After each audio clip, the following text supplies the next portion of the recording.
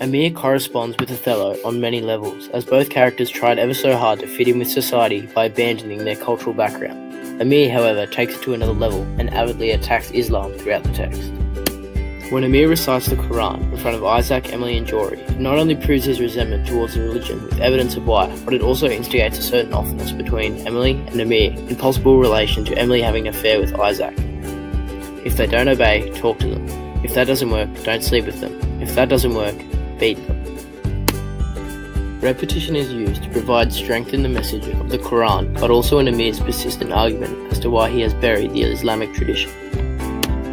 Emily all of a sudden feels very uncomfortable with Amir, and it reflects the ending of the play when Amir finds out that Emily is having an affair with another man. The fate versus flaw concept is introduced in the text during the scene, as Amir begins to hit his wife after she confesses of her actions. Amir almost backs himself up in reference to his resentment towards Islam, as his actions reflect the Quran's quote and also his mother's actions, yet on a more severe level. It's almost as if Amir is a true Muslim at heart, and his actions are evidence of the evil he condemns Islam of. He even says to Isaac at one point that he felt a blush of pride during 9/11 and that we were finally winning. Whether or not Amir says this sarcastically is evidence that he can try as hard as he wants to live the American dream and fit in with the American society, but at the end of the day he will always have his cultural background somewhere within. It's tribal, Jaw. It's in the bones. You have no idea how I was brought up. You have to work real hard to root that stuff out. Amir's claims suggest that there are still parts of his culture that he has held within himself merely because it is nearly impossible to relieve of.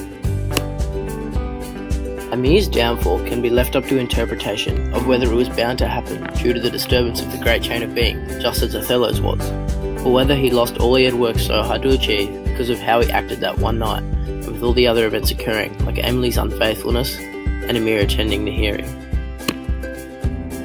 Akhtar and Shakespeare correspond perfectly with one another and definitely play a role in shaping our world, through Othello and Disgraced, as the two texts are dramatically separated in context, yet share the same conceptual ideas surrounding the other.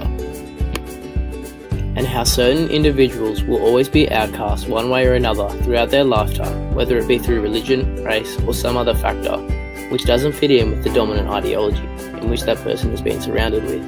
It poses a question among society and instigates reflection on the reader's own life situations or on society in general and the world we live in relation to the other.